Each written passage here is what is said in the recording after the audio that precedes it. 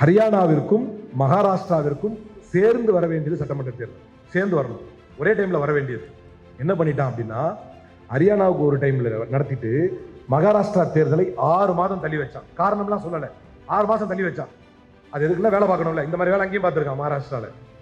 இந்த 6 மாசம் ஏன்டா தள்ளி வச்சேன்னு கேட்டா, மழை பெய்யுது அதனால தள்ளி வச்சிருக்கோம். 6 மாசம் மழை பெய்யுது, தேர்தலில் நீங்க எப்படி போய் ஓட்டு போடுவீங்க? மக்கள் தேடி போய் ஒரு இடம் இருக்கும், அங்க போய் ஓட்டு போட்டு வருவீங்க இல்லையா?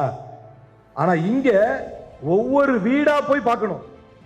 மழை கொட்டுன்னு கொட்டுது, ஒவ்வொரு வீடா உள்ள போய் பார்த்துட்டு 65 லட்சம் பேர் வாக்கு நீக்கிட்டான். இந்த இப்ப அவனுக்கு மழை தடையா தெரியல. ஆனால் மகாராஷ்டிராவிலே தேர்தலிலே கையாடல் செய்ய வேண்டும் என்பதற்காக 6 மாத காலங்கள் தேர்தலை தள்ளி போட்டாங்க. எவ்வளவு பெரிய ஜனநாயக படுகொலைங்க! இதை பார்த்துக்கிட்டு இந்த தேசம் சும்மா இருந்தா, சத்தியமாக சொல்கிறேன், தமிழ்நாட்டில் ஒரு நாள் நடக்கும். ரொம்ப தூரம்லாம் இல்ல. எதிர்ப்பவர்களுக்கு வாக்கு இல்லை, எதிர்ப்பவர்களுக்கு வாக்குரிமை இல்லை. பாரதிய ஜனதா கட்சியை எதிர்ப்பவர்கள் இந்தியர்களே இல்லை என்று சொல்லுவார். அதான் சொல்றான். என்ன கேட்கிறார் ஒருத்தர் விவாதத்துல, நியூஸ் 7ல, இந்தியர் அல்லாதவர்களுக்கு வாக்குரிமை இல்லைன்னு சொன்னா அலிம்புகாரிக்கு ஏங்க கோபம் வருது, காங்கிரஸ்காரருக்கு ஏங்க கோபம் வருதுன்னு என்ன கேட்கிறாரு. நான் சொன்னேன், எப்ப எனக்கு அதுக்காக கோபம் வரல, உனக்கு வாக்கு போடலைங்கிறதுக்காக இந்தியர்களையே இந்தியர் இல்லைன்னு சொல்ற பத்தியா, அதுக்காக தான் கோபப்படுறேன் அப்படின்னு.